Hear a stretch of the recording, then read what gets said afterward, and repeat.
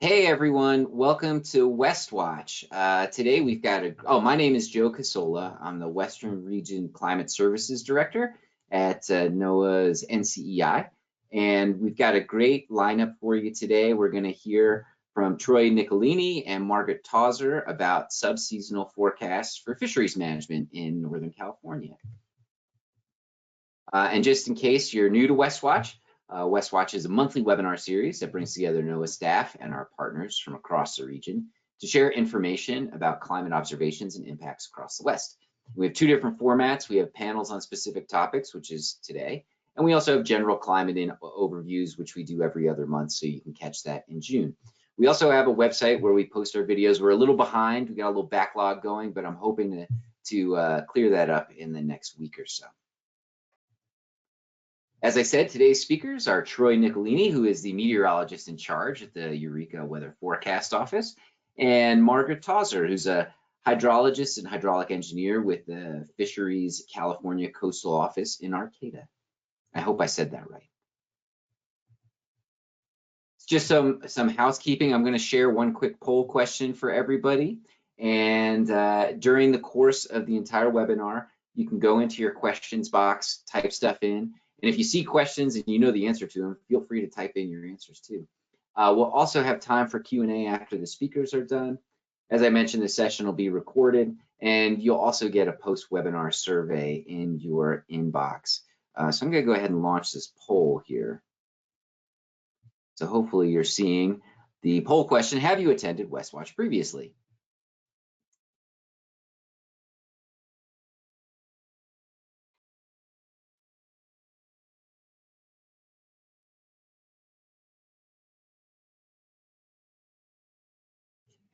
Close that and share that. Let's see who we've got.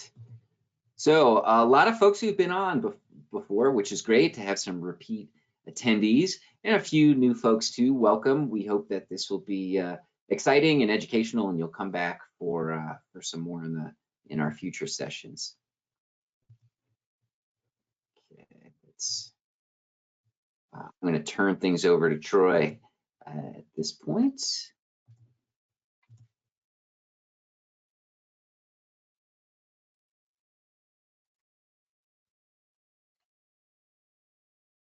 Great, Troy, I'm seeing your presentation. It looks really, really good. So I'm going to go off camera, but for the audience, please plug in those questions in the question box as we go along. And otherwise, the stage is yours, Troy. All right, thank you. And I'm going to start off and then hand it off to Margaret for a bit, and then I'll take over when she's done. So it's great to be here. It's the first time presenting at NOAA Westwatch, so I'm very excited. And just to be clear, this is we're focused on the impacts side within that framework that Joe described.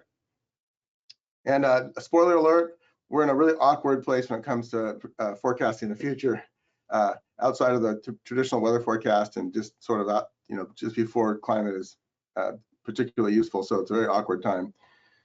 And this is partly about just two line offices getting together to solve, a problem. And just to be clear, like the Weather Service and NOAA Fisheries have really different missions. Maybe I've overly simplified it here, but we protect people from nature, and they protect nature from people in the simplest terms. So there's some fundamental culture and language differences between the agencies, which was part of the fun part of this project, was sort of understanding each other and finding a way to move forward.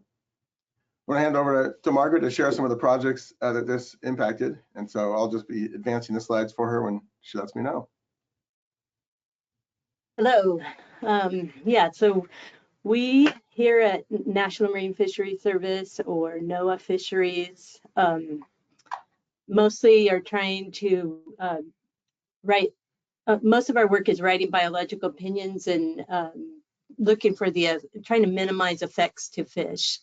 And one of the big impacts is to focus on the low flow season and get projects done that need to be constructed, because most of our projects are either right in the channel or just upstream where the sediment will come and get into the river. Some of the projects that we really relying on the Weather Service to give us these transition season forecasts to try to extend projects, because mostly people either want to get in early or they don't finish their project on time and they need an extension. And so we really look into these forecasts to provide that opportunity for them to keep working until flows come up. Some of the important projects that we work on that are that utilize this transition season are here, like gravel extraction. We're trying to do it where the river's not there, or low flow bridges that go with that, and timber operations, runoff down roads, culverts and bridge construction, and stream bank protection. Okay, next slide. And here's gravel mining. It's right in the channels, really low flow. You can see that any rise in flow is going to have some impacts if they're not out of there. Okay. And these were culverts that we don't do anymore, but we did put these in a river to block fish from going up the river too early, where it was too shallow, and they were pulled out. And that really relied on having a forecast to know when to pull these out after the low flow season. Okay. Next slide. And here's more gravel mining right in the low flow channel. This was to help fish passage, but lots of equipment right down in the low flow. Okay. Low flow bridges, these are used all the time to get to work areas. This one was used for gravel extraction, and you are able to pinch the channel in the low flow because there's almost no velocity, no sediment, and so you put this crossing in, but it needs to be pulled out and all the sediment pulled back before the higher flows come. So when they're working, gravel extraction is really always trying to get extended, and these bridges have to come out. They generally need to come out, but with a long weather window at the end, they sometimes are allowed to extend the time. Okay. Culvert and bridge crossings have lots and lots, I'm going to say tons of sediment, but they just by pulling out these culverts, there's so much sediment exposed. You can go to the next one. Next slide, yeah. This is just the bank of the area that is in the river, the stream here. Just how much sediment is at risk of being washed downstream if we are not out of there before it's time for flows. Okay.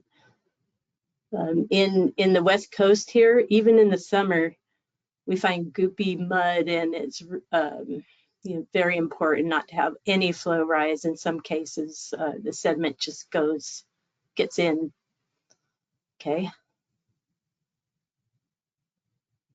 We're stream bank protection right down in the low flow, vulnerable banks because you cut into them in the summer. And these bigger projects are often needing extensions and really emergency finishes. Okay. Low flow crossings, again, dumping the sediment near the low flow channel is way less impact when the flow is not moving. Okay. We used the early season forecast also for gravel mining to go out and to mark the bars with these blue paint where the flow to help design the extraction in the summer season and show where this in this case it's a 35% exceedance flow was at just by using a marker instead of having to model it or something. Okay. This is the type of thing we're trying to get away from, are the equipment working in the river in after October 15th, when the season should be ended, but the project isn't. And the next one is another example of bridges that don't get out early enough. Big problem, you know, how do you get it? And how much impact is it having to migrating fish at this time of the year? Or forest roads that they continued to work or didn't button up with water bars and everything on time, add this big plume of sediment that could have been avoided if it had been closed up before that. This is what we do want, is a nice happy fish coming through the culvert after the project's over and everybody's happy. Okay, back to you, Troy. Hey, Margaret, for the Weather Service folks that might be on the call, like, why is sediment so bad for fish? Like, that's a happy fish in the last photo, but you know, those plumes of sediment, why is sediment so bad for these anadromous fish? Well, I am an engineer, you know, but the fish, you know, it blocks. I mean, they breathe through their gills, and the sediment goes into the gills, and it's just not good for fish. Okay. And it does block feeding opportunities. You know, if the fish is wanting to eat, it can't see the food. So. Okay. Yeah. Thanks. Lots of other impacts, I'm sure. Yeah. Those are some. You're not a fisheries biologist, right? I knew that. All right, cool. Thank you, Margaret. So I'll take it on from there. And I just have an image here of one of those kinds of activities in the watershed, and then I'm going to give it some quantitativeness from the standpoint of timing. So that April 15th to October 15th is the official dry season where it's okay to do those activities here in the West. And sometimes extensions are granted, and I'm going to showing that here with the arrow pointing off to the right.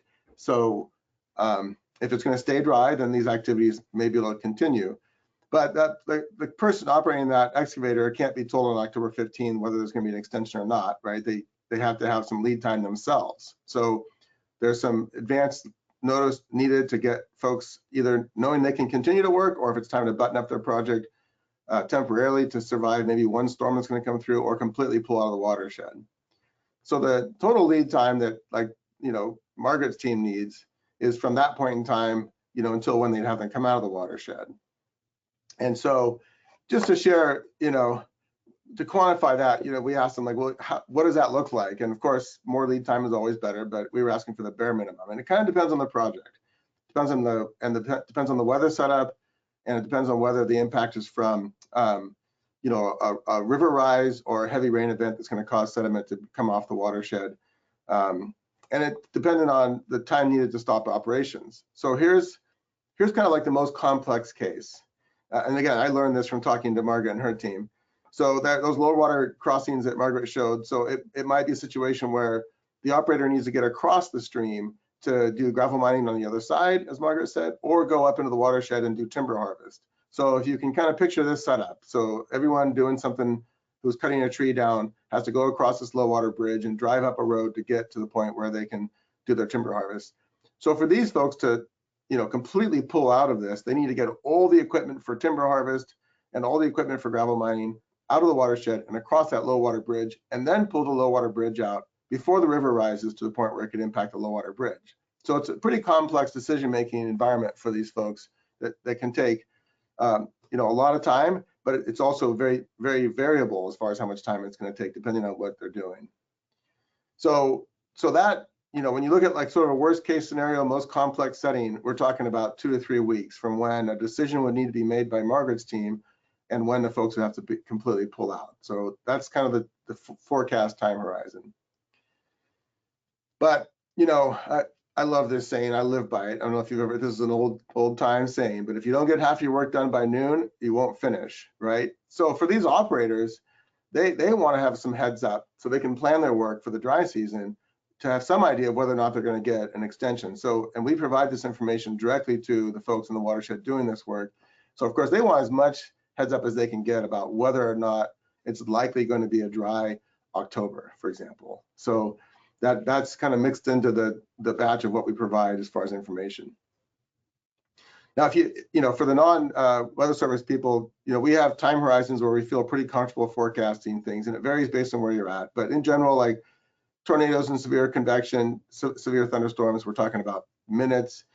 River forecasting around here, we have a lot of confidence, maybe 1 or 2 days. Now that's totally dependent on the river system. We have pretty flashy rivers. The Mississippi forecasters can forecast out 2 months with confidence. But these are just some rough ideas of how far out we feel comfortable forecasting these various parameters. And frankly, the forecast horizon that NOAA Fisheries was asking us for was way outside of our comfort zone by any measure, especially when you consider these additional factors. First of all, our uncertainty goes up the farther out we try to go, like everybody sort of knows that. But in particular for this setting, uncertainty is always higher during the transition seasons, and it's always higher for low flow hydro events for a variety of reasons. But that is the area, that's the time of year where we struggle the most, which of course is exactly when NOAA Fisheries needed our guidance. So it's the most challenging. And I'll be honest, when we first tried to do this, and we talked to some folks in our agency, hydrologists and meteorologists alike, they're like, nope, it is not possible. What they're asking for, we can't do. Which is where that's where it became time to like really understand our two agencies and our cultures and our languages. And for some reason, I just love this quote from Trevor Noah. If you ever get a chance to listen to his book on tape called Born a Crime, but this is one of his quotes. If we speak the same language, then we are the same. If we speak different languages, then we are different. And this took some time to really understand what NOAA Fisheries was trying to do and how we might support them. Because based on our own internal language, what they were asking for was not something we could do. Now, for the record, they were doing it without us for years. They were going online, finding our stuff online, and they still do that to some extent, right? They use our web pages, they use our forecast. And so, we realized, well, wait, if they're making really tough decisions anyway, we should try to do as much as we can to help them with these tough decisions. Just because they're tough doesn't mean they don't need to be addressed. And so what we learned through this kind of cultural exchange effort was to understand what their sort of guiding philosophy is. And for one thing is very clear. When there's any uncertainty, they favor the fish. They're always gonna favor protecting the natural resource over anything else. And that means if we just can't do a forecast, they're just not going to allow an extension. Like if it's not possible, they won't allow extension. And they also tend to build into their decisions this bias so that they set lower thresholds, for example, to make sure that they're accounting for some uncertainty. So that was kind of helped us understand. And then we went back and asked ourselves, kind of reflected and reminded ourselves that, in fact, uncertainty is not constant. It varies depending on what's going on in the atmosphere and the climate. In general, we like to tell folks how confident we are in a forecast. And we're very comfortable making categorical statements. So if there's a threshold that was going to impact fish, for example, that we can make some categorical statements about whether or not it was going to exceed that threshold. And the farther out we got, of course, the more we would rely on climate information. So those were, I put happy faces because those were things that kind of gave us some hope that we could provide some support that would be useful to them. Now, when we took our principles and our forecasting, philosophy and their guiding principles and our two cultures, and we put them in a blender, we came up with something. And so this is sort of what we provide. We provide standard rainfall and river forecasts like we always do, but we also, when it's critical, provide a determination about that categorical. Will it be above or below? And then we provide confidence in that forecast. And again, that confidence can really vary from setup to setup. And those two things together allow Margaret and her team to really, exert their bias towards protecting the fish. But we also promised at the onset of this effort to tell them when we think that the uncertainty is so high that we really can't give them something useful, which I think is what really tripped us up originally in sort of our internal culture, but recognizing that they have a built-in mechanism to deal with that, which is that if we are going to say, no, we don't have confidence, they just won't give an extension. So it really was fine, by their guiding philosophy, it was totally fine. So that's kind of how we married our two agency sort of perspective. And just to be clear, like none of this is possible without with just our traditional weather forecasting, especially as we get farther out. And what we also saw was that, and we've done this is, I'm sort of describing when we built this relationship, but we've been doing it now for years. And what is clear is that some years,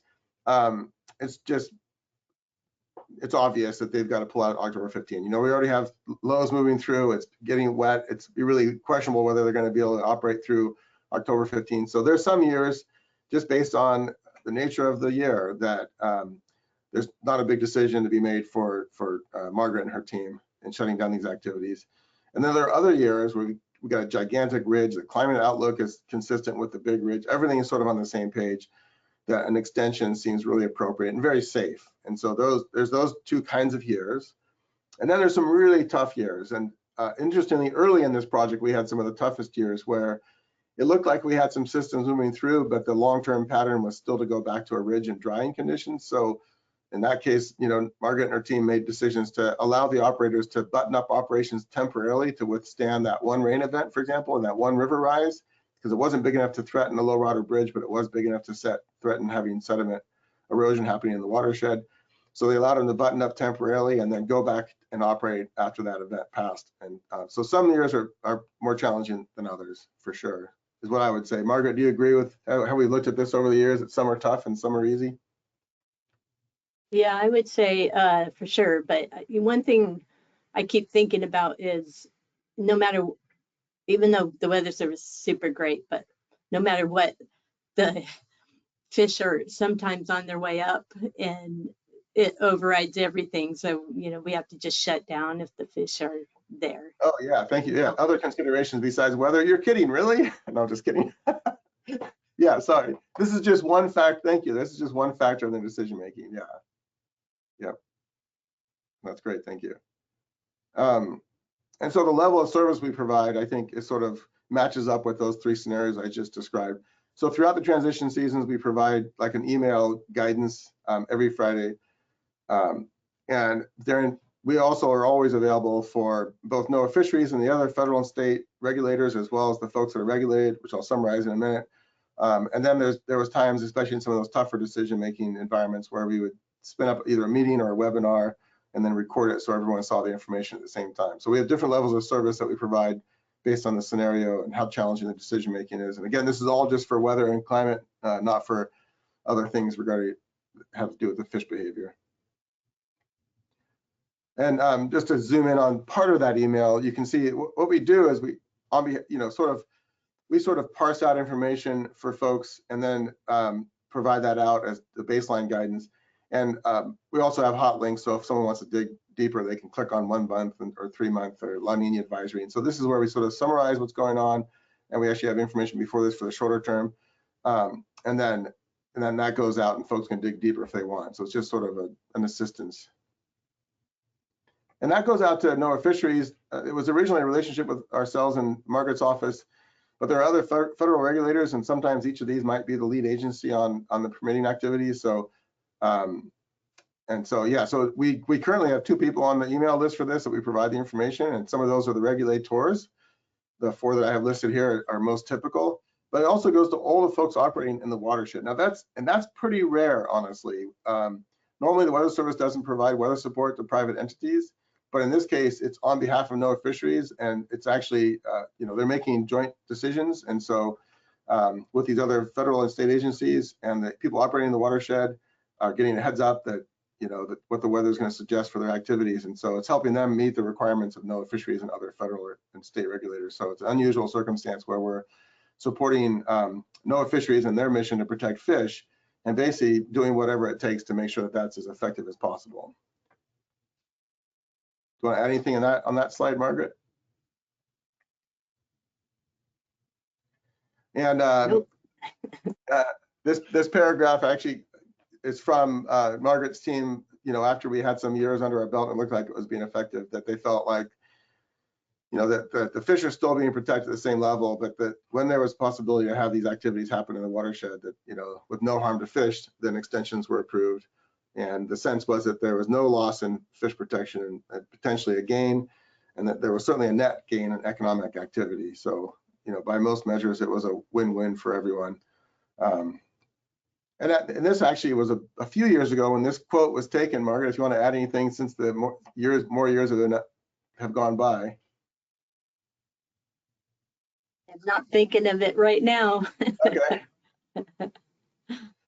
I mean, the added benefits is that, when we first started doing this, the fisheries biologists and the hydrologists for NOAA Fisheries were kind of making these decisions on their own without support from the National Weather Service.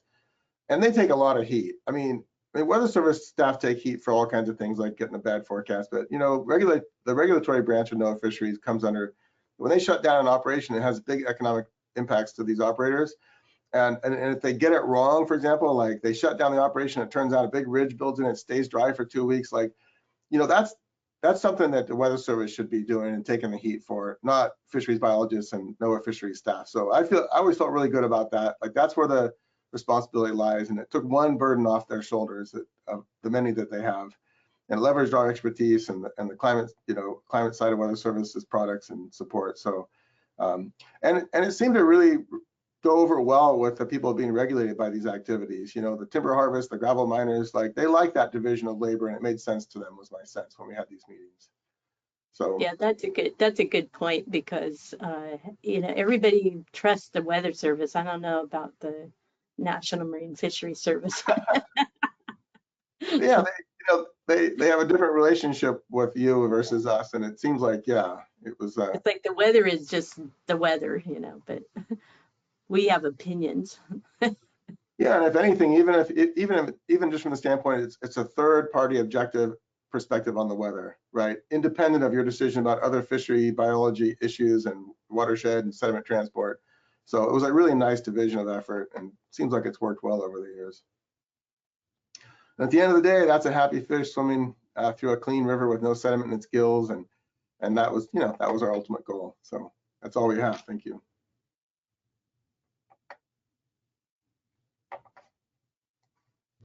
Thanks so much, Troy and Margaret. I really just love this example and so many of the key points that you bring up, like that the weather in / climate information is not the thing that's making the decision. It's being brought to the table, combined with information like where are the fish right now, and you know what's our risk tolerance, and how confident do we feel in the forecast, and that kind of collaboration between the fisheries decision-making folks and the weather folks is really, I feel like it's just a great kind of one of the kind of gold standard type climate services things in my book. I know in weather service speak, you might call it decision support, but whatever label we want to put on it, I think it's really like the best practice. And sometimes having these concrete examples is just so helpful. But I could go on and on about how much I like it. We do have a question.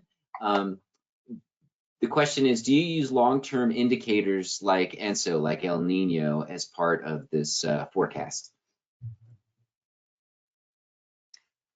Yes, and I feel like I had a slide, and I closed my PowerPoint down. That was sort of an accident, but yeah. So and maybe the only thing I sort of referenced was like when we have a big ridge, like that's what we're looking at, the pattern as far as we can see with the deterministic models. But when we also look at what CPC is saying just outside that time horizon to see if there's consistency, and you know, and if there is, that reinforces our confidence that the ridge is going to, the pattern is going to stay. We're going to have ridges, a ridge in place, and continue to have dry weather. So, and then also for those folks, like I said, the operators are trying to look out farther, and so I think through the process of consulting with NOAA Fisheries, we're unintentionally educating their operators. When I say operators, like gravel miners and timber harvest folks, to look at those climate products themselves. To get a sense of what is likely going to be their scenario, so they can plan their work earlier in the season.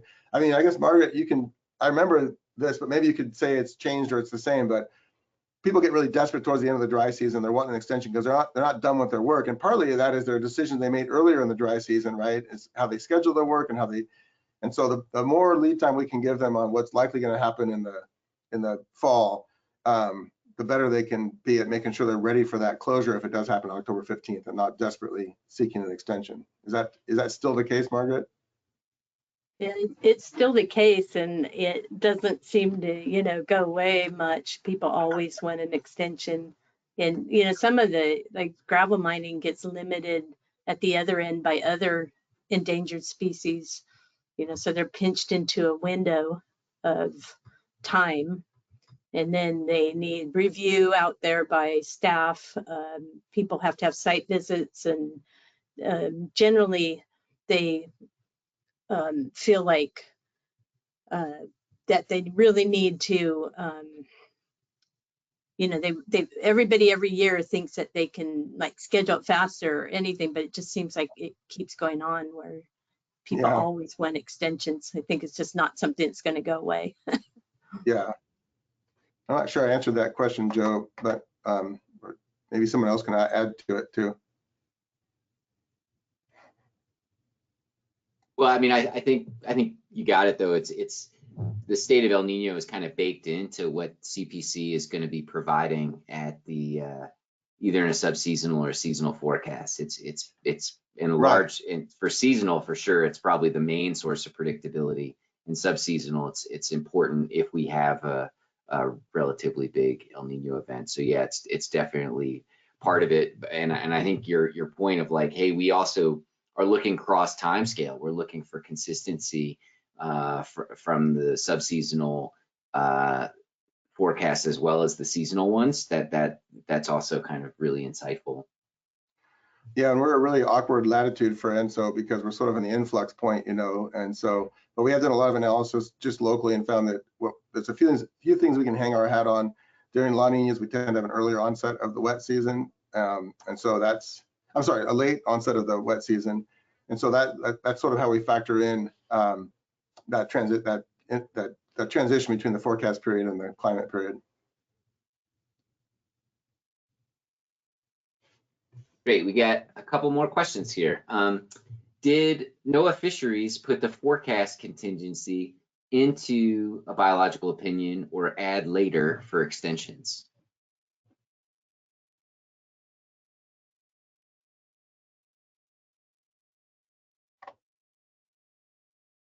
I'm pretty sure it says extensions are allowed in the biological opinion, but I am not 100% sure. I don't write those. So the gravel mining one is the one I'm thinking of.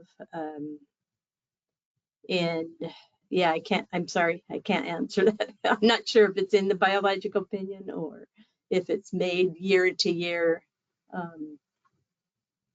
But generally, it seems like it would be written in a term and condition that if there's a weather extension, it would be allowed, it would be accepted. I know we changed on some rivers that they cannot get an extension on bridge load crossings because they generally take about 3 days to move out, and we typically don't, I mean, unless we have a longer season, longer extension planned, then that they're harder to allow extraction on the other side of the river, especially when they're down low where the migrating fish are for sure going to get up, because we really don't want fish to come and spawn under the bridges or have equipment driving around pulling it out while fish are trying to swim by.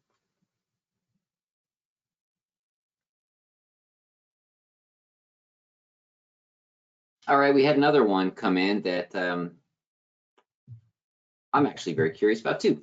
How helpful are the River Forecast Center, the California Nevada River Forecast Center 10-day ensemble streamflow forecasts in that 2-week extension window?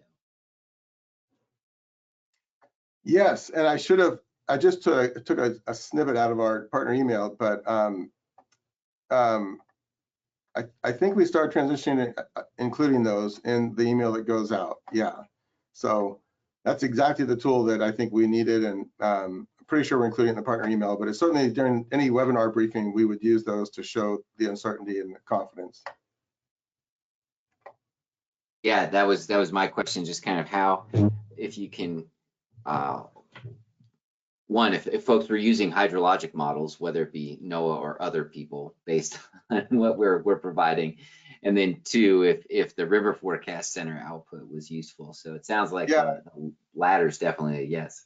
Yeah, and I should have made it clear that this was a partnership, especially in the early inception between the RFC and our office. I think we actually tried putting some links in the email. We may have pulled them out because there was confusion, and we reserved them for webinar briefings, but I'll have to double check with our hydrologist. But yeah, we're really, it's a partnership with the RFC. We actually, early in the project, actually had some meetings with NOAA Fisheries, our office, the RFC, and the Climate Prediction Center, because it was a really tough year. So I guess we're sort of the portal into all the Weather Service resources to bring to bear on the National Marine Fisheries Services decision making. Just to be clear, I didn't mean to make it sound like it was just us. We bring all the resources to bear when it's appropriate.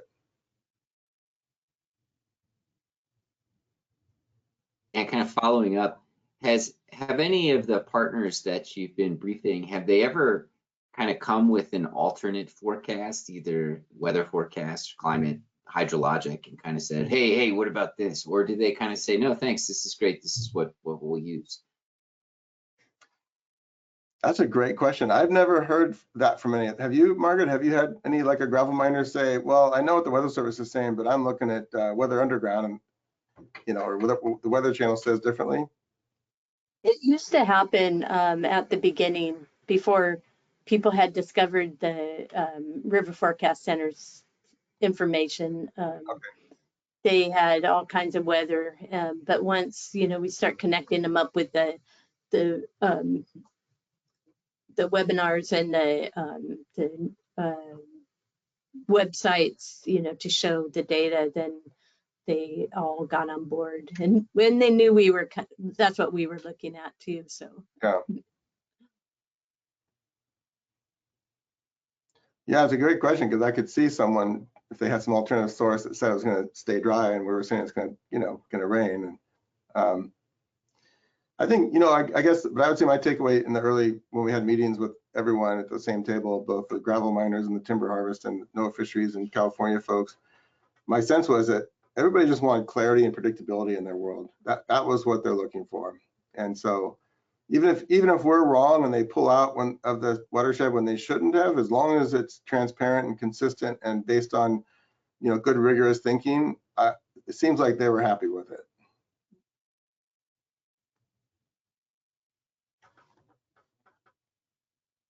Yeah, that's a great point. Again, about kind of providing services in a transparent and kind of legitimate way. How, even if folks may see their interests compromised, right?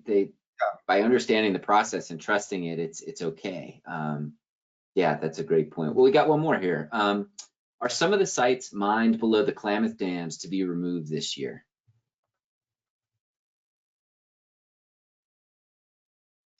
Yeah. Do you know, Margaret, or that's a different group in your office, right? What? Yeah, but what's the question? Are some of your project sites downstream of the Klamath, or on the Klamath, downstream of where the dams will be removed? Well, there's definitely some projects down at the very bottom of the river.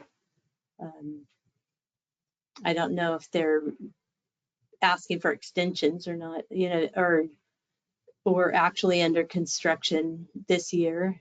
But as far as this year or immediately below, I don't know. Yeah, it'd be interesting to. I don't work in that area really, but. Yeah, there's a whole group that works on the Klamath, right, in your office? Yeah, a different team. Different team, yeah. But I imagine if they're up, they will go forward, the other projects. There's gravel mining way down towards the mouth of the river. And I know of a couple fish passage crossings that are scheduled to happen, but I don't know if they're happening this year down at the very mouth.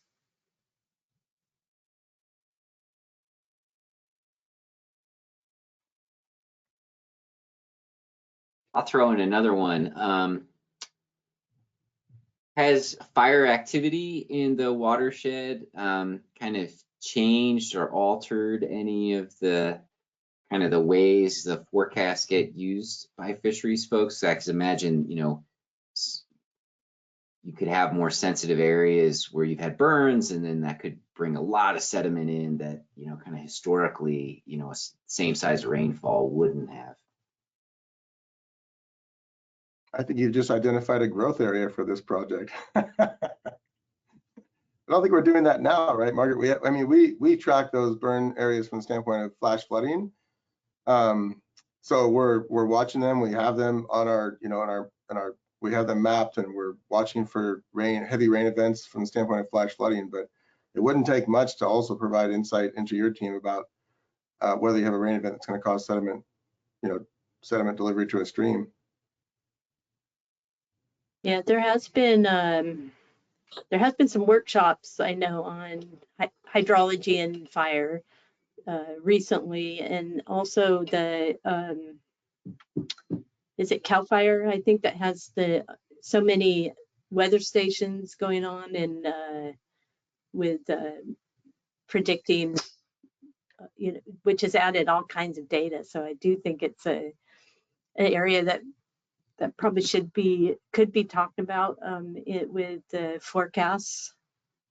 But yeah, I think it's definitely going to add. I mean, it definitely causes problem. We had on the Mad River big fire up at the top of the Mad River, and part of the Blue Lake Rancheria monitoring captured how much sediment it added all year. It was, I forgot how many times bigger than typical, and the river looked exactly like thick chocolate going down for a long time, all the way down to the mouth, really. So it's a big deal on the effects that it causes, for sure. And hydrology, though, I don't know if anybody is really studying like changes to peak runoffs, but definitely early runoff is bigger. Yeah, if we had some thresholds that would trigger a sediment delivery and time of year, we could watch for that, just like we watch for, again, for higher intensity, it would cause flash flooding. So yeah, good idea, Joe.